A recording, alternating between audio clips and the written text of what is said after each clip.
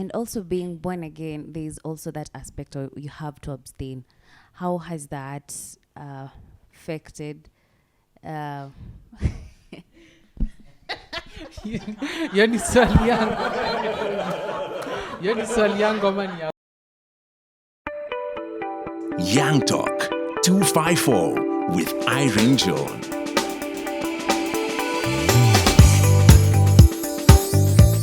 Hello and welcome again to yet another exciting episode of Young Talk 254.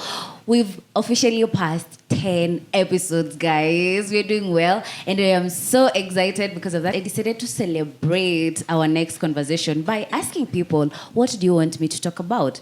And a number of you told me to talk about youth and religion, and to narrow it down to youth and Christianity, because this is something that most youth are struggling about. If you're a Christian, you don't know how to be a youth Christian. The society has found a way of separating the two. So I decided to bring young adults in the building so that they can talk to us. I have to say they're saved. Yes, and they're actually born again. That's the word I was looking for. Yes, and they're young adults. Then they tell us the challenges they face, how it is, and the best thing of being a youth Christian, and actually hacking the two, because I think that is a problem that most youth struggle with. And I'm going to start on my left. I'm really terrible at right and left. We have Jason. Hi Irene. My name is Jason, as you've heard, and yes, I am a Christian and I go to Parklands Baptist Church. Thank you, Jason, for availing yourself to be here. Next to Jason, we have Heidi Odongo. Hi guys, Osi, don't call me the way she called me, please.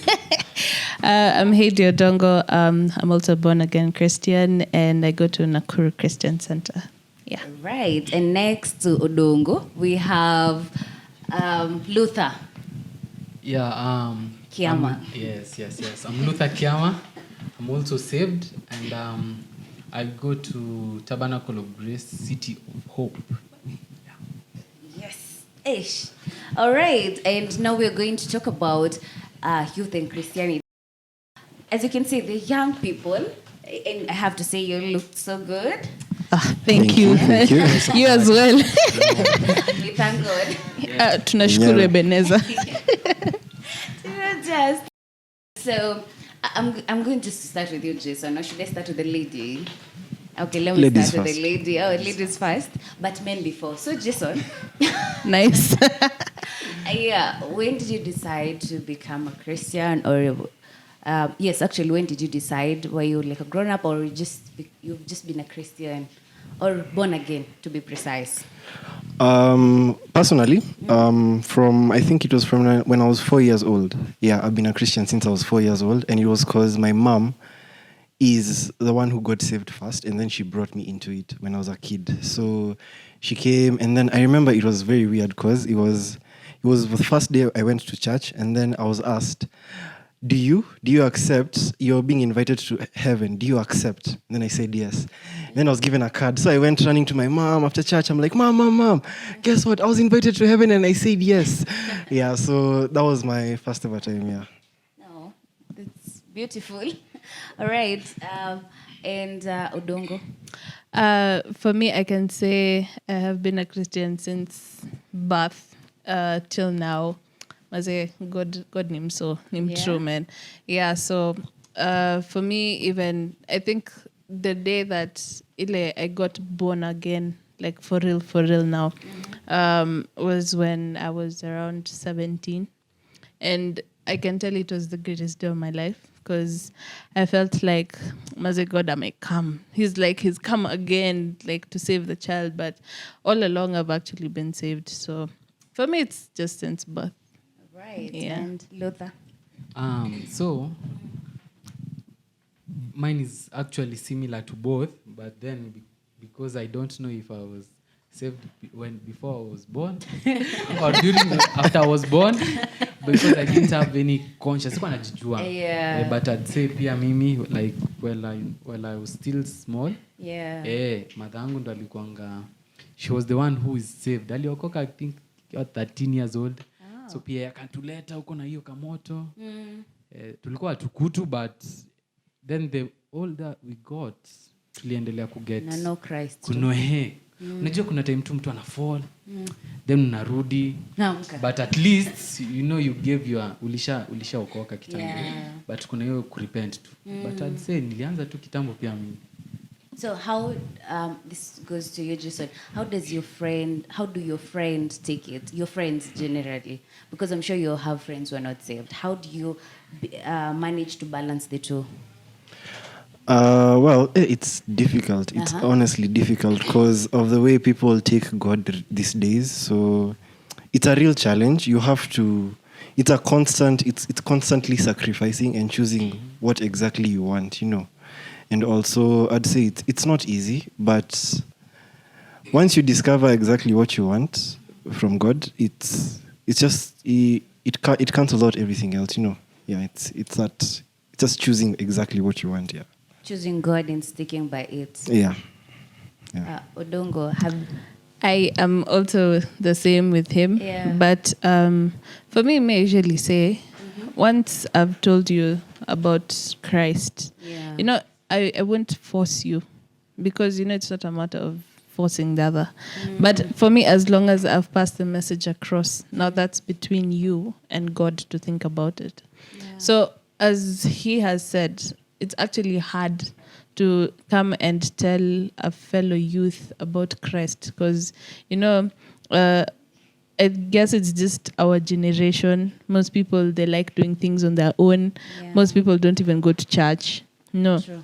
Like it reaches Sundays, guys are still asleep, And then I think it's just a struggle, but as long as you have at least attempted to tell somebody, imagine that's already a crown in heaven. Yeah. So for me, I believe once I've told you something, I can't force you after that. So at least nimekuambia, at least I've told somebody about God. So yeah. So it's up to them. Yeah, it's totally up to them. All right. Luther, what are the misconceptions of being a Christian in the youth? Actually, a born-again Christian. Because there's a difference. We'll come to that, right? Yes. What are them? Before actually we go to that, can you tell us the difference between being a Christian and being a born-again Christian? Okay, my opinion, like to be born again, to be a born-again Christian, inamaanisha you choose, now you've chosen to follow the ways of Christ. Being born again ile kuna watu kwa wameokoka tu. Watasema tu wameokoka, wanainanga chache, bado tu wameokoka. Yeah. But then being a born again Christian is you do what Christ alisema, like uanze kufollow hiyo njia. Bila contradict. Hizi vitu zingine zi happen, lakini if you choose, like unajua ni hard sana lakini but then you see you get to decide decision yako. Then I also agree na hiyo ya kuambia because mabeste wengi bana wanakataanga tu. Mtu nakuja kumwambia hapa Yesu anakuambia hata Mungu wako kweli. Yeah. Anakujaji. So mi sionangi haja kuforce mtu. Hii ni decision tu mtu anaweza jichagulia. But nilikuwa tunafunzwa ngoa the moment that ushaambia mtu that kuna Yesu na yeye anajua kunayo judgment bora tu anyone who knows about Christ, judgment itakuwa kwake. Kuna watu wajui about Christ. True. I heard that hata wakipass kuna mtu anaenda to heaven because they had no idea, but the moment ulikuwa tuna hiyo idea that Yesu wako lazima kuwe judged. So umeambia best yako wakatae wakubali, hiyo ni shauri yao. And also I've noticed, when you tell a fellow youth or like let's say for example like come tell Jason or Luther, hey, by the Jesus saves. There's some people they look at you like, what are you saying? And then they start like nicknaming you.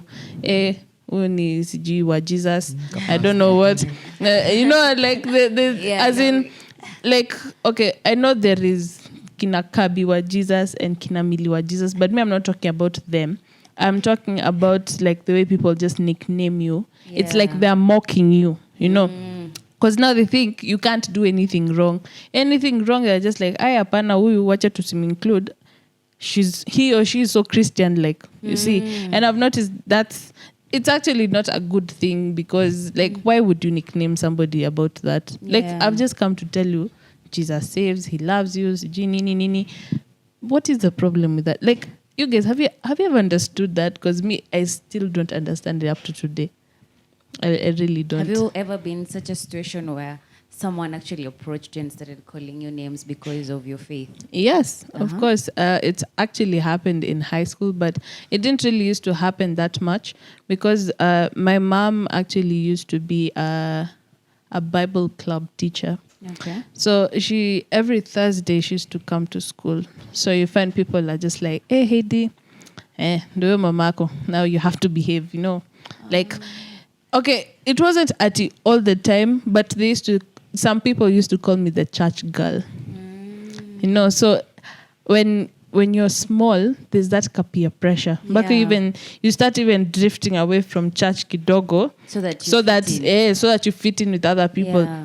But then it reached a point where I said, okay, Mimi, imagine it doesn't matter to me. But I know my Jesus and I know he loves me. That's all. That's all I have. So that's how I had to overcome it. So I used to be called the church girl. And kasema, okay, so. And okay, fine. Now, I think we'll go on a short break. And then when we come back, we're going to talk more on youth and Christianity and specifically also dating. Because that is something I think also affects your dating life, relationship life, all right? So we're going to go on a short break, but when we come back, we're going to continue with this topic. I'm your girl, IRYNJOHN. Don't go away. This is Young Talk 254, live with IRYNJOHN. Welcome back to Young Talk 254. And before we went on a break, we were talking about youth and Christianity. And they brought three amazing people. They are Christians, they're born again, and they're young adults. And they've been telling us their journey and when they started and why they started. So we're going to talk about misconception of being a youth and the challenges they go through. Not being a youth, being a born again Christian youth. So I'm just going to go right ahead to Jason. Yes, Jason, what are some of the misconceptions that you faced during this journey? Some of them are, it's from the point of you think that Christianity is boring, and in reality it's actually not. Like, it's actually really fun. And how I found out that it was actually fun is from the point of, there are all these other things that you're missing, these things of going to the club, things, but you have something better. There's a peace that God comes with, like, honestly, like, he comes with so much peace. And I've discovered, like, most of us in youth, we really struggle with peace because you find, like, most people, 90% of them are normally doing these things because they're feeling a bit, you have a bit of emptiness. You're feeling very, you feel like you want to be accepted and you can't find acceptance anywhere. And personally, I found acceptance in God. And it's not from the point of, like, he accepts you even the way you are. Like, like the way you do something to someone, but then they'll have a grudge with you. Even though they forgive you, they'll end up having, like, a grudge. They'll not forget. Yeah, they don't forget. No, we don't forget. We'll lie to ourselves, we forget, but we don't forget. But now you see, with God, it's different. People think that he just says he forgives and forgets, but he actually forgets. Like, he doesn't care how you come. He only says, come as you are. He wants you to come as you are. He doesn't want you to come hypocritically. He wants you to bring yourself with everything you have, and then he will deal with you from there. He doesn't want you to come and start pretending to be good and all. He wants you to come as you are, and then he sorts you from there. So for me personally, I found that it's way better. Like, it's way better. It's peaceful. You don't have stress. You don't have nothing. Just peace. Yeah. All right. Heidi, has being a Christian ever affected your dating life in a way? Honestly speaking, no, it has never. Okay. It has never, because for some really weird reason, I've not dated a lot of people. Let's just say maximum is 3. But most of them, they have been Christian. They have been from the Christian side. So for me, I can't say I've been affected, really. All right. Yeah. But someone who has been affected or something? Yes, of course. Because they definitely dated a different religion. Okay. And it was so hard for them because according to them, they're wondering now if they get married, What Like, are will they going happen? to get married in a church, or is it a garden wedding, or Yeah. one of those? So, of course, I have friends who are not dating Christians. Yeah. But for me personally, I've not been affected. All right. And also being born again, there's also that aspect of you have to abstain. How has that affected? Hiyo ni swali yangu. Hiyo ni swali yangu ama ni yako? IRYNJOHN, weekly on Young Talk 254.